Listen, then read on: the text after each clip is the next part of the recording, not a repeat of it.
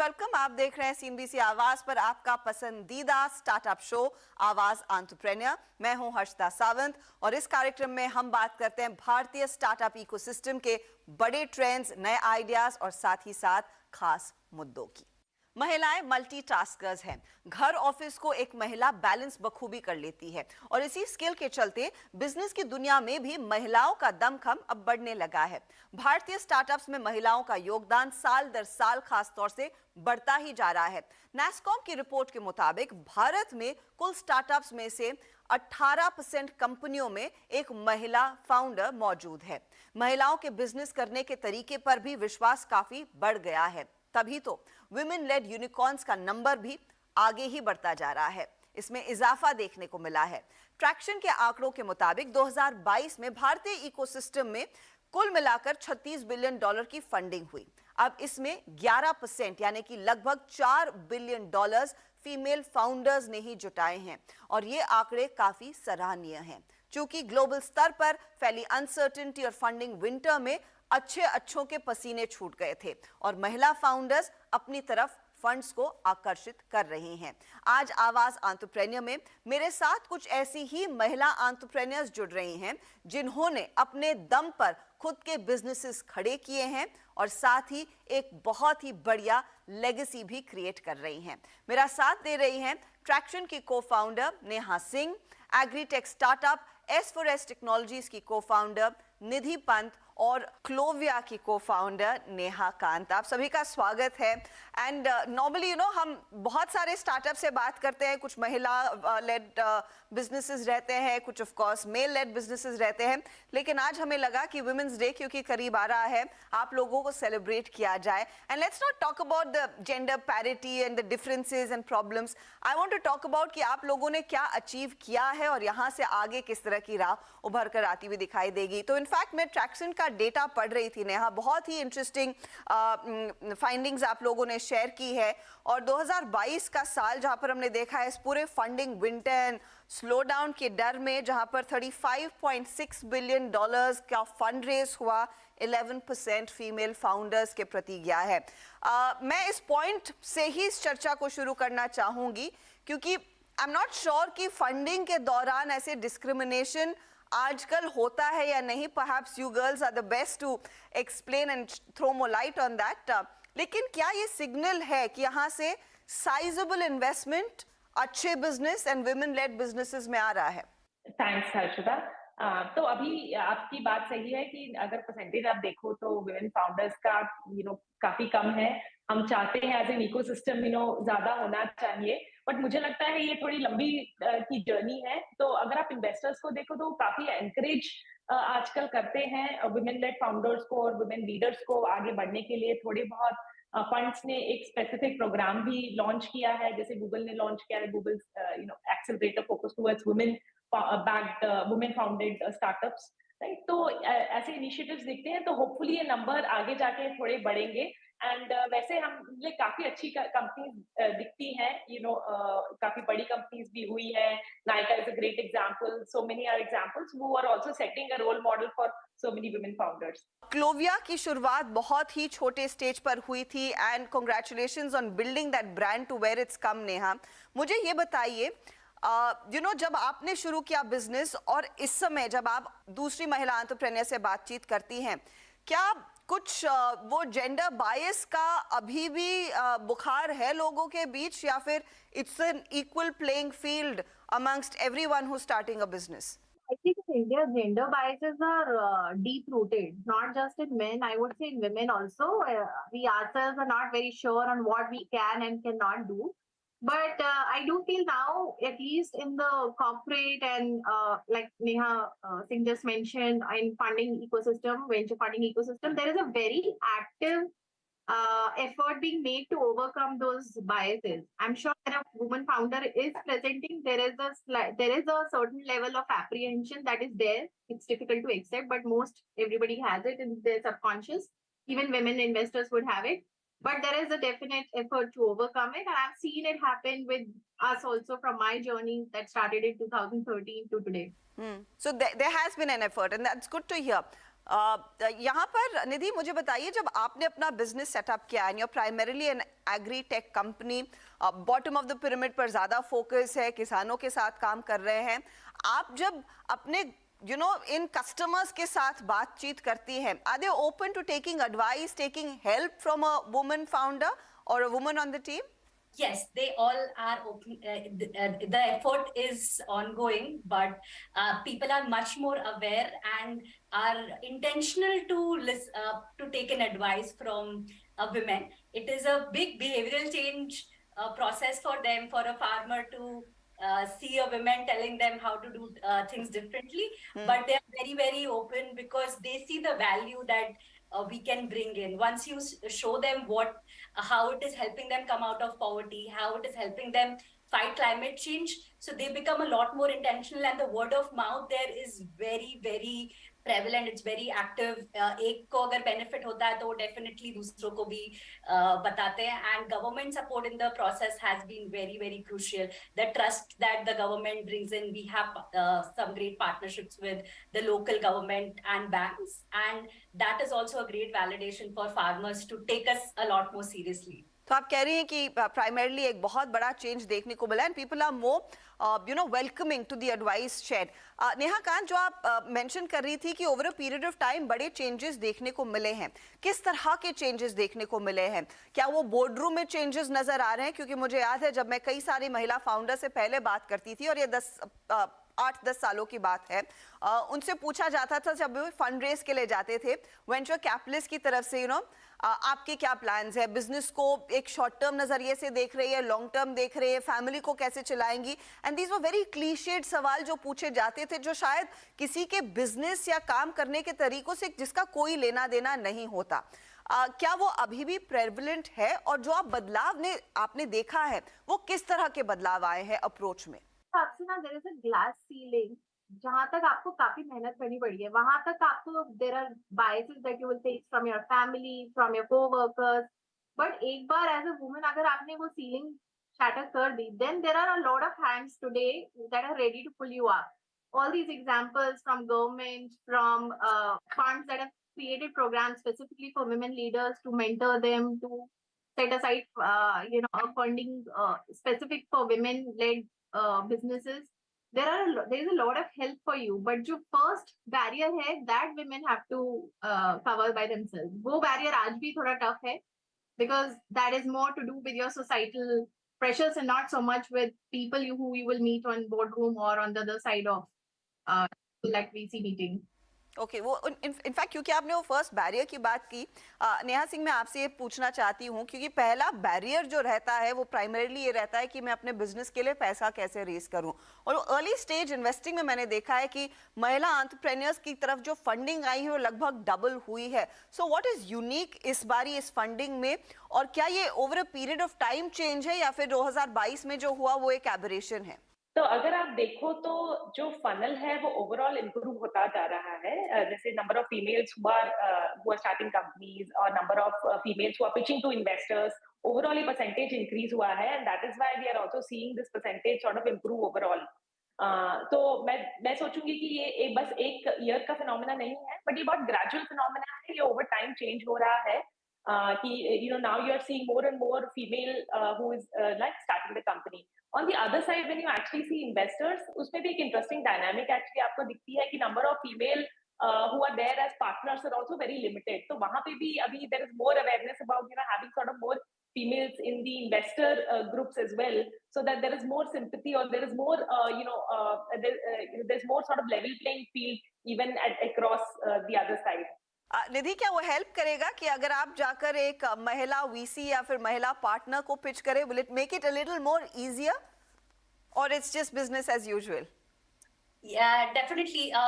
Men usually, what is familiar to them, there definitely exists some bias for them to put their money, or what they think is less risky, or it is more familiar to them. For अगर यही चीज हम कोई महिला partner को करें, our experiences, our challenges would be very similar for them to look a lot more to be founder centric. So definitely it will make a huge difference. Ecosystem players have come, कितने सारे accelerators, incubators हैं, like Powering Livelihoods. Many VCs have started intentional programs for women-led founders, giving them some non-dilutive funding, initial access to funding. So they are very much more intentional. Kalari Capital का CXXO program है, Sequoia Sparks का है.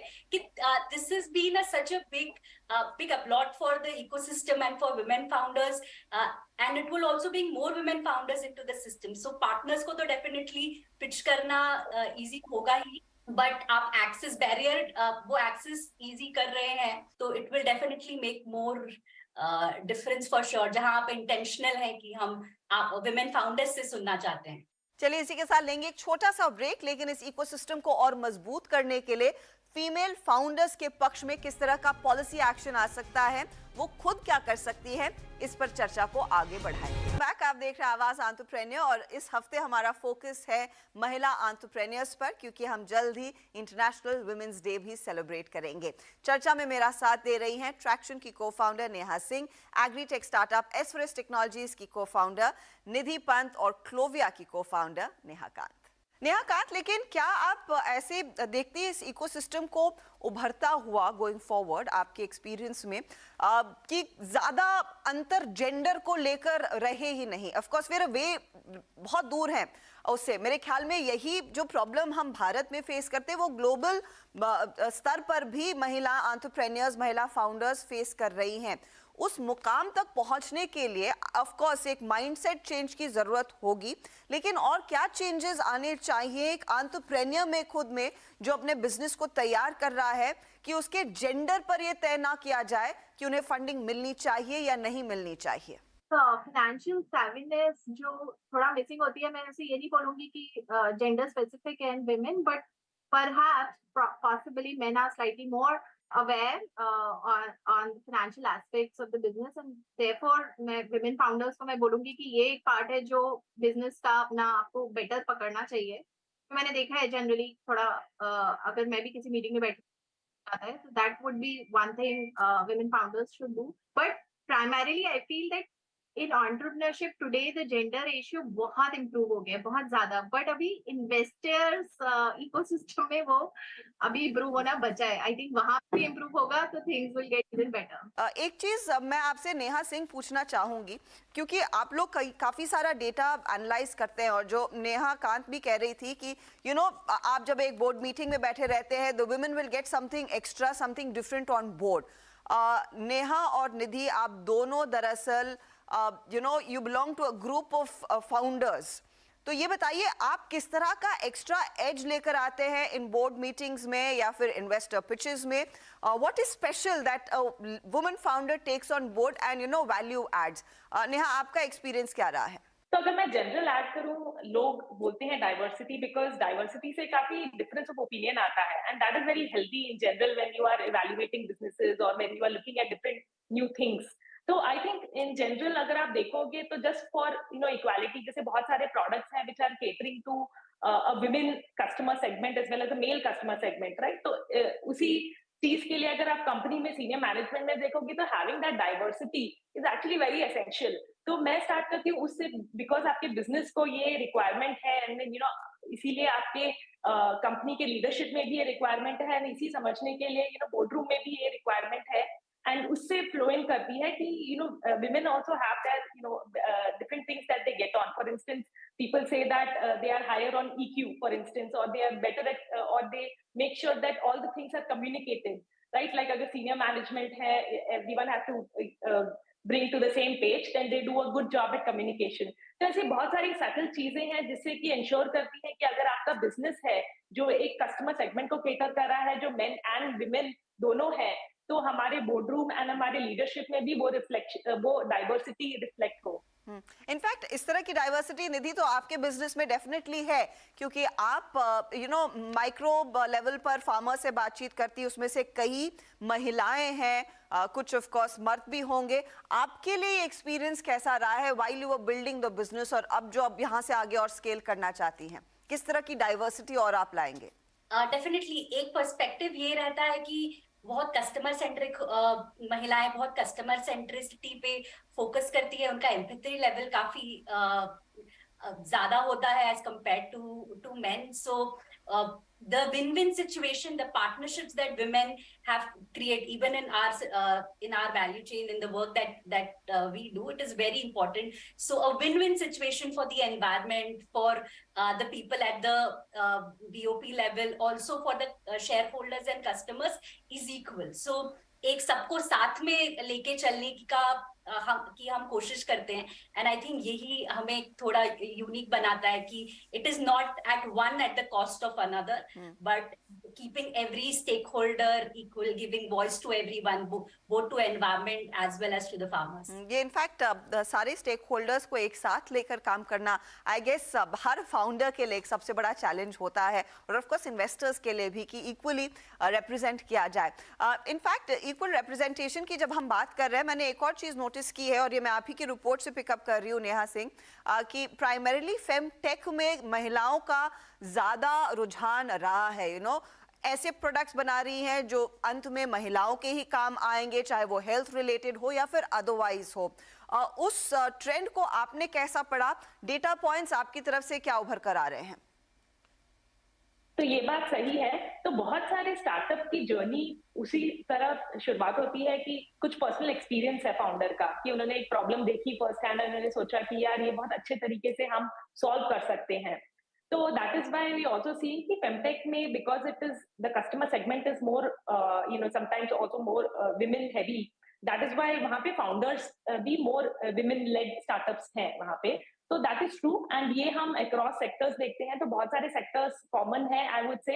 And there are some sectors जैसे femtech हो गया, जैसे D2C brands हो गए, उसमें हम ज्यादा परसेंटेज ऑफ विमेन फाउंडर्स देखते हैं then some of the other segments. मैं अभी इस पॉइंट पर आना चाहती हूँ कि यहाँ से आगे, क्योंकि आप लोग इस इकोसिस्टम का हिस्सा बन चुके हैं, आप किस तरह के बदलाव देखना चाहेंगे?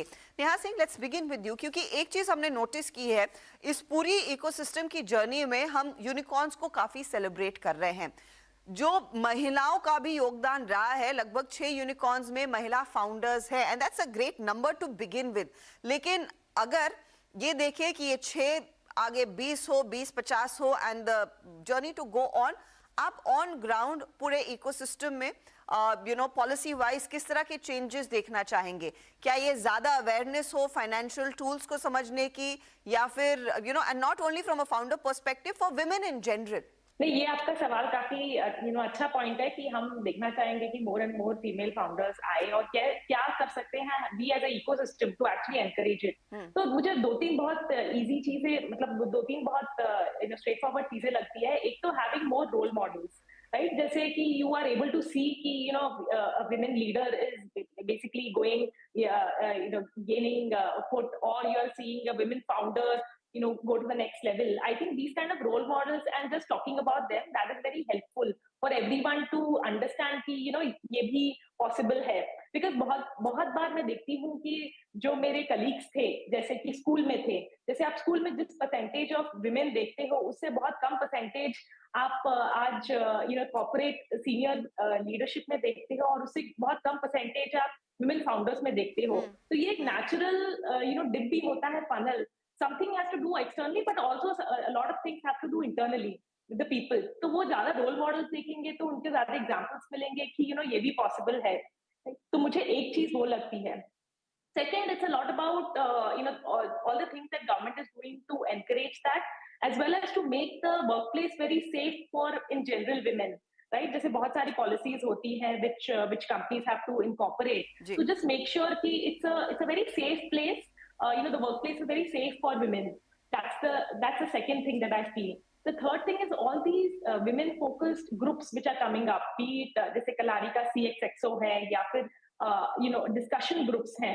I think that is very helpful because बहुत सारे लोगों को बहुत कॉमन से कंसर्न्स रहते हैं. फॉर इंस्टेंस जैसे मैं देखती हूँ बहुत ड्रॉप आउट होते हैं इन विमेन लीडरशिप की जर्नी में. One is when they get married and they change their cities, so that is one. The second thing is motherhood.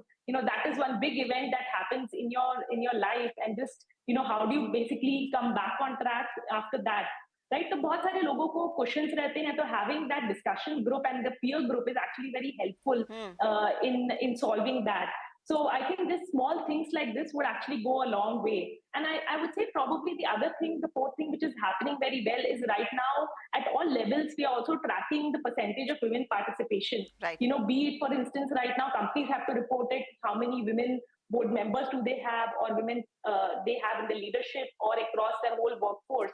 I think that is an interesting stat that at least people have started measuring it. So once you start measuring it, or you know, there's always this thing about improving it or making it more neutral and equal. Nidhi, let me bring you in. आप क्या वो बड़ा बदलाव देखना चाहेंगी to make this community larger and more inclusive? One thing that I think would requires a lot more effort is the access to finance from financial institutions. So there are so many schemes that are focused on women.